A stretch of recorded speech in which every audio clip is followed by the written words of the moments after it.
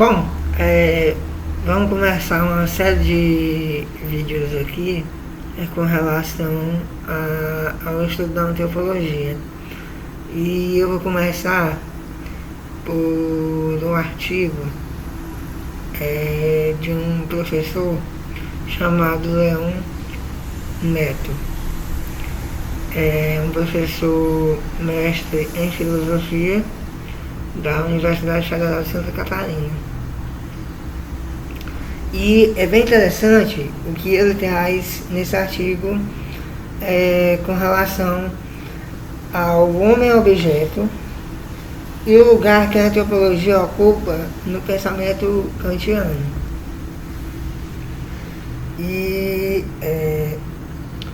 eu peço a vocês de antemão que já se inscrevam no canal, deixem um like e compartilhem esses vídeos que eu vou tentar trazer aqui e mostrar um pouco com relação à graduação no curso de História. Eu vou relembrar em outro vídeo, provavelmente, a minha trajetória até agora com o curso e quero que vocês me acompanhem, tenham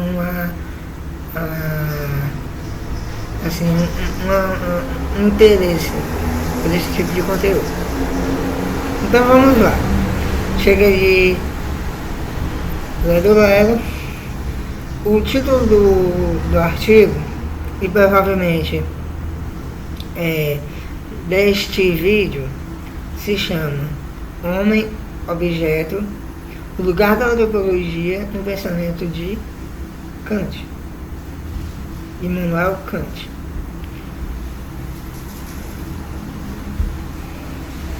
Bom, o autor, ele começa o texto falando que, para entender o lugar que a antropologia, do ponto de vista pragmático, ocupa na totalidade do pensamento kantiano, é a função desse artigo, né? E que esse artigo apresenta algumas investigações em relação à observação da organização da obra e análise dessa obra de Immanuel Kant quanto à análise do seu ponto de vista pragmático. Para quem não sabe o que é pragmático significa prático. Então, quando ele fala antropologia do ponto de vista pragmático, é nada mais, nada menos do que a prática do ponto de vista da antropologia. Antropologia é o estudo do homem. Resumidamente assim. Estudo sobre o quê? Estudo sobre o comportamento, estudo sobre a filosofia humana, estudo sobre a sociologia humana, a fisiologia humana, ou seja, tudo relacionado ao estudo humano, ao estudo do homem, a ciência que estuda o homem, o comportamento do homem, a convivência do homem diante da sociedade, se chama antropologia. Aí o texto fala também que essas investigações se baseiam em grande parte na pesquisa feita por Foucault em sua tese complementar de doutorado. Aí ele traz, né, ele dá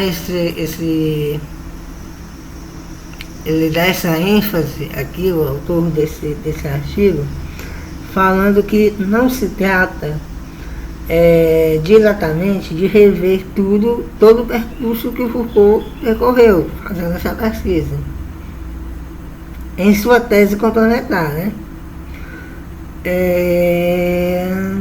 Vamos lá. Assim, o estudo desse artigo, o objetivo também, ele trata apenas de seguir algumas de suas pistas e explorá-las na sua relação com textos de Kant. Aí ele complementa que a análise da liberdade da prática pragmática da relação com as mais diversas práticas que existem, aí a gente vai para outra linha historiográfica que se chama praxis. Só até a quem estiver assistindo até aqui, compreendendo, ou de certa forma já se filosofando, né, já se perguntando, que seria essa questão em relação ao ponto de vista pragmático da antropologia, que verifique também, pesquise o que é praxis. E aí vocês vão começar a entender mais ou menos, mais um pouco em relação ao que seja o ponto de vista pragmático da antropologia. Continuando.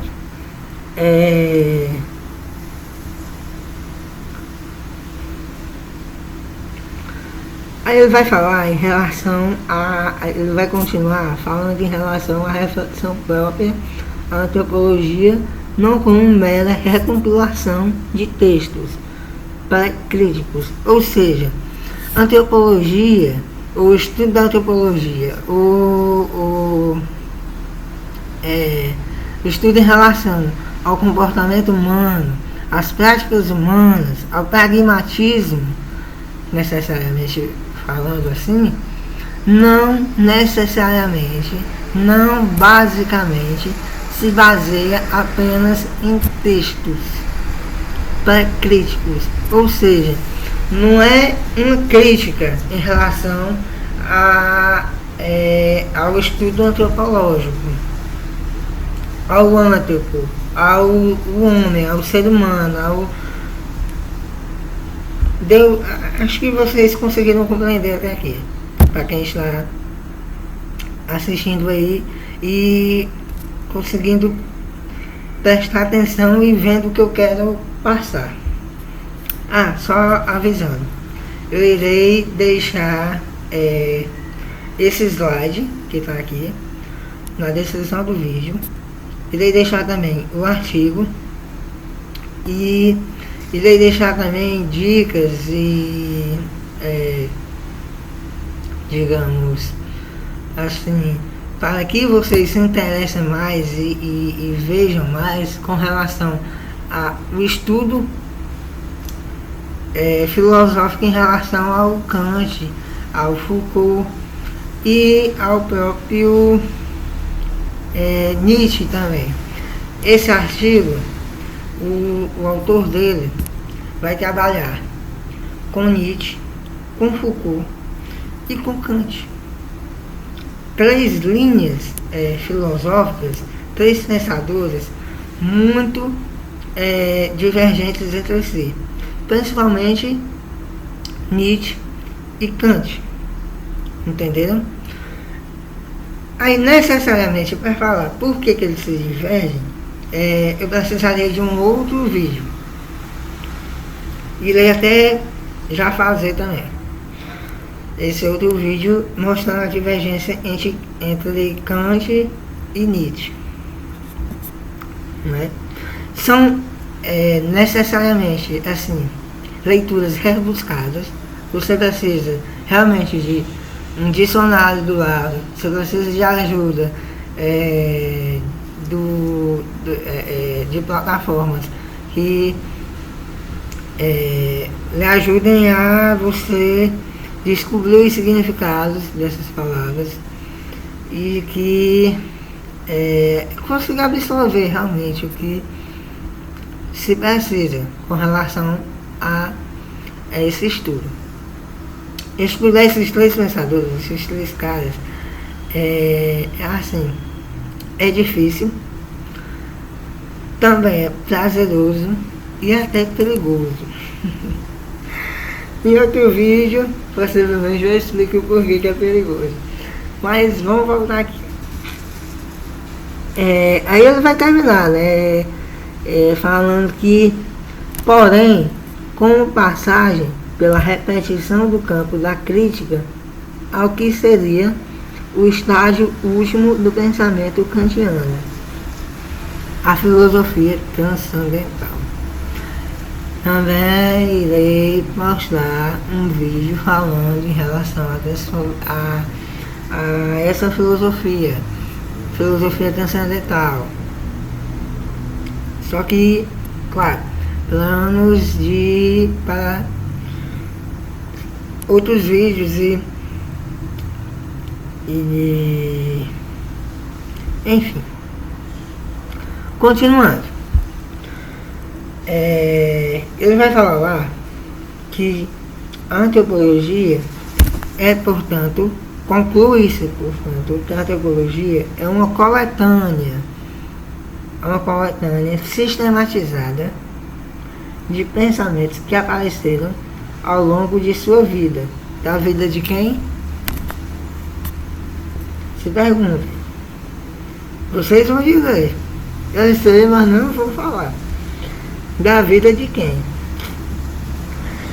De fato, se observarmos a articulação do texto e a sutileza de suas considerações, parece-nos artificial e arbitrária a explicação do seu conteúdo pela tese da senilidade. Só que, por outro lado, podemos reconhecer que o estudo do homem, o estudo antropológico, no modo como o Kant ele sistematiza suas reflexões e descrições, segue o modelo de suas três obras críticas. A primeira parte das três obras críticas do Kant corresponde à didática, que se divide entre 3 livros, a cada uma das 3 críticas. E isso refuta a tese de que o material da antropologia é desvinculado do pensamento crítico, simples compilação de textos pré-críticos, e que pelo menos pode-se afirmar que os conceitos elaborados nas críticas serviram como uma espécie de tabela para agenciar os apontamentos antropológicos.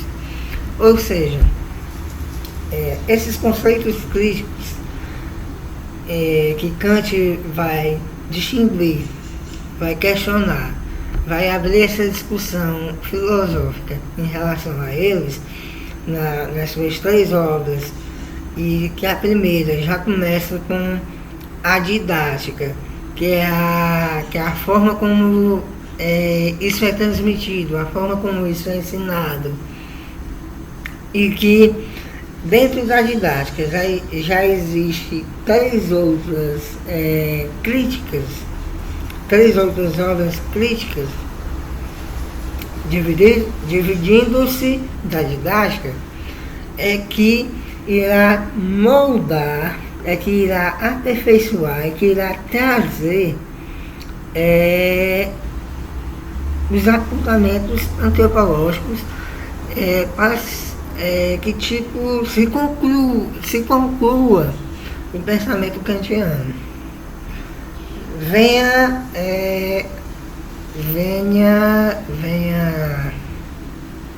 Venha na mente de quem está estudando a conclusão em relação ao que Kant vê conforme o homem objeto e a antropologia. O estudo do homem objeto, o homem como objeto de estudo, e a antropologia. E assim, essa primeira parte. Eu não quero esse vídeo muito longo, mas está ficando muito longo. Então, espero que eu possa encontrar vocês no próximo vídeo para a gente continuar discutindo esse artigo do professor Leão da Universidade Federal de Santa Catarina. Quem assistiu até aqui, muito obrigado. Uma ótima semana para você que está assistindo dentro da semana. Um ótimo fim de semana para você que está assistindo no fim de semana. Também, ótima madrugada, um bom dia, uma boa tarde para você que está assistindo em qualquer horário. Espero que tenha ajudado aí vocês a compreender um pouco em relação ao que é a antropologia, ao que é o homem-objeto e como Kant estuda homem-objeto. E o que esse autor, o autor desse artigo, que é o professor Leão, da Universidade Federal de Santa Catarina, ele trouxe e relacionou com divergentes pensadores, que o primeiro é Immanuel Kant, o segundo é Foucault, usando o trabalho de Immanuel Kant, e ainda ele relaciona com Nietzsche. Então é uma discussão bem ampliada, é uma discussão em que um vídeo não necessariamente a gente termine ela, e assim, se demora um pouco, demora-se um pouco para que a gente, quem está em uma graduação de licenciatura e que está pagando ou vai ter que pagar ainda essa matéria, antropologia da educação, já comece a mudar os seus, não diria nem seu pensamento, mas seus conceitos em relação ao estudo do homem. Bem interessante, bem crítico, bem assim, uma coisa muito show, assim, que quanto mais você lê, quanto mais você cria o seu modo de perceber, de criticidade em relação a ter essa leitura, eu diria que é uma coisa privilegiada, assim, que não é em todo curso, não é em toda a universidade que a gente vai ter esse tipo de material, vai trabalhar com esse tipo de material. Então, já falei demais. Um bom dia, uma boa noite, uma boa tarde para você. Fique ligadinho aí que vai ter muito mais vídeos como esse. Eu não sei em que dia, mas vamos tentar. Porque o tempo, necessariamente, ele está corrido nesses últimos dias para mim. Mas vou tentar fazer uma média aqui. Já prometi várias vezes em outros vídeos. E fica um pouco difícil cumprir, né, essa promessa, mas vai dar certo. Obrigado e estamos juntos. Qualquer coisa, irei deixar também meu contato, minhas redes sociais aí na descrição do vídeo, para que você entre em contato e me questione.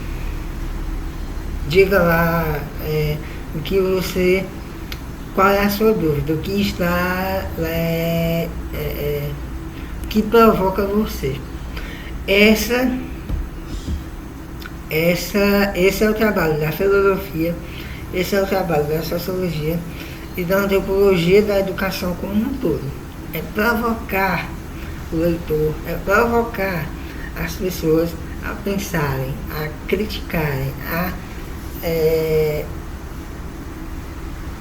assim, sair dessa caixinha pequena no mundo. Estamos nessa junto e embora para a batalha.